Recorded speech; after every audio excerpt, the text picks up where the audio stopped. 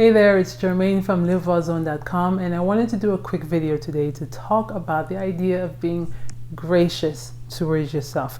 And I wanted to talk about this because very often I think we sometimes think that if we just have enough willpower, enough motivation, if we can just find the right strategy, like the perfect magical strategy, that is all we need to transform our health and to basically crush our health goals. And certainly there is a time and place for things like willpower and motivation.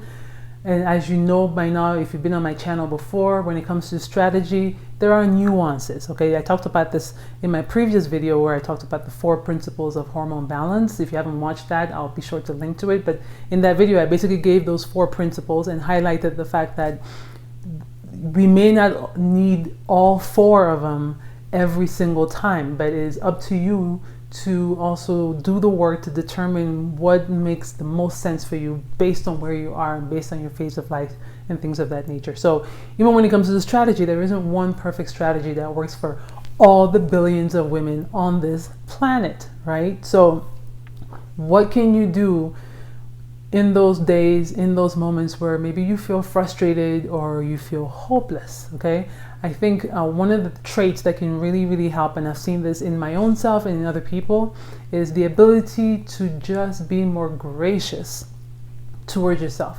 And what I mean by that is when we're talking about grace, we're talking about being kind, we're talking about being gentle, also being friendly, being patient and compassionate. All of those things play into this concept of grace.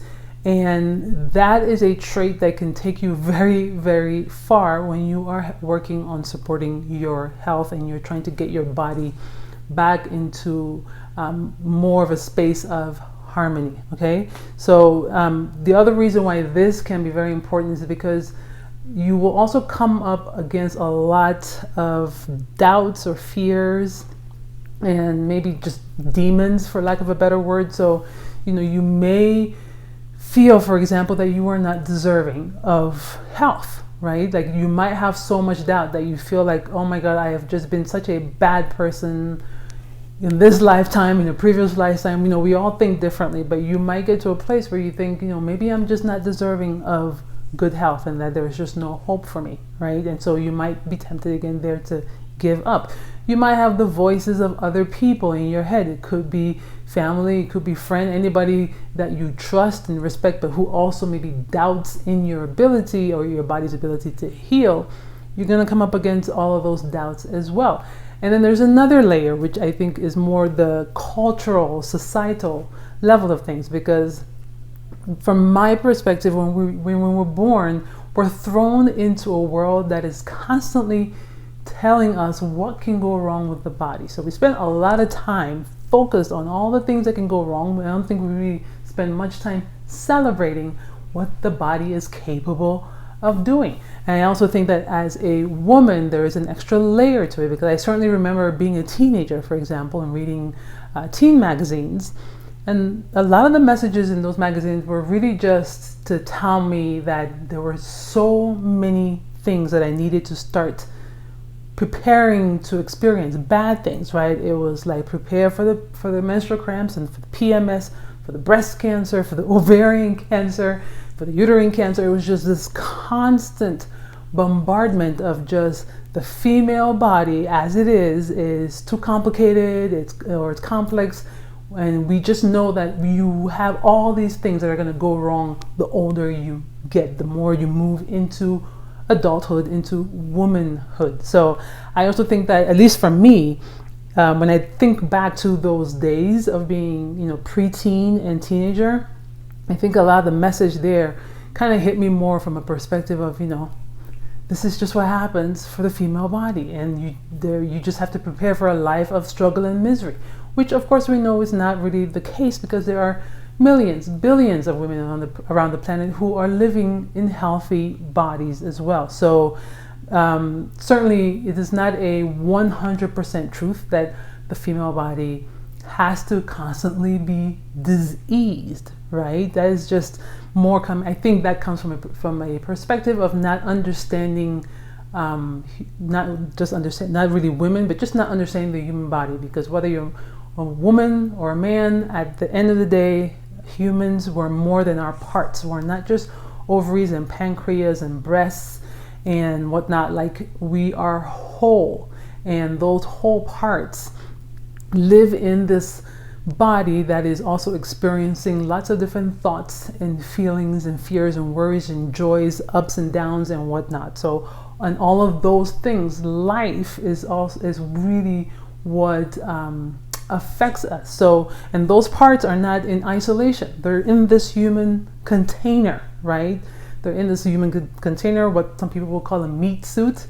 And they are sharing an ecosystem together. They're not isolated from each other. So I think one of the things that happens is that we are always, we're taught to constantly only treat the part, and only treat the thyroid, and only treat the adrenal, and only treat the ovaries, and so on and so forth, rather than like treat the whole being, physically, mentally, spiritually, the whole being.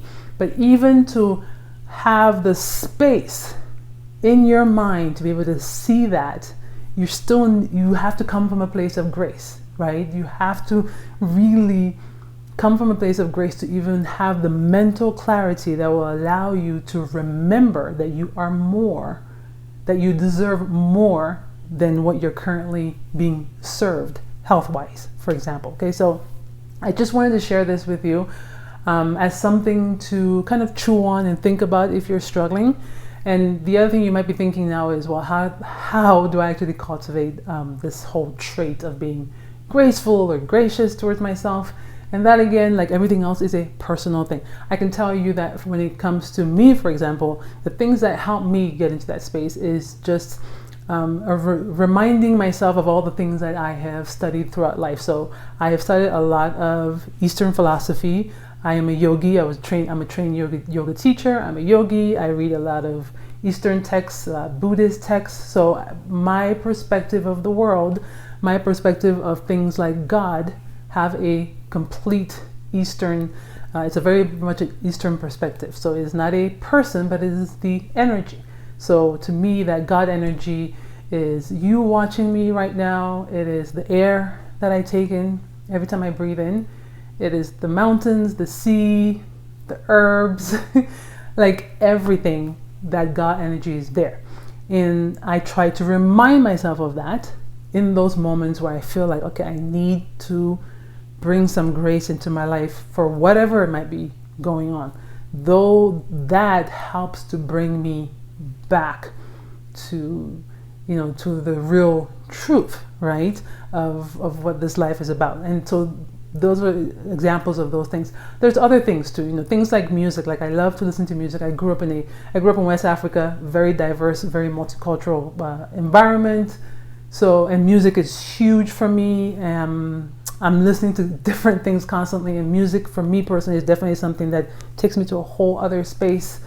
So things like that. Dancing is another thing that I've done my entire life, and that also takes me to a whole other space where I can get more into really feeling like I'm connected to something more than just the physical, and I'm reminded that there's something bigger than whatever pain or whatever struggle that I individually may be facing. So that is where it works for me. Now, however you will go about finding that feeling of grace, of getting to a space where you can connect to that concept, that is going to be something personal for you. Okay, so, but I just, again, wanted to just throw this out there, that at the end of the day, if you can find a way to cultivate this in any way possible, then I think it can be very beneficial and actually make this whole journey so much easier and much more pleasant. All right, so if you are interested in getting more tips, information like this, in addition to practical things related to diet and herbs, of course, supplements and all those, if you're interested in more information around this, then be sure to join my newsletter. I'm going to leave a link in the description section below for you. And if you enjoyed this video, I would appreciate it if you gave it a thumbs up and if you shared it with anybody else that would benefit from this information. Okay, so thank you so much for watching, and I look forward to seeing you on the next one. Bye bye.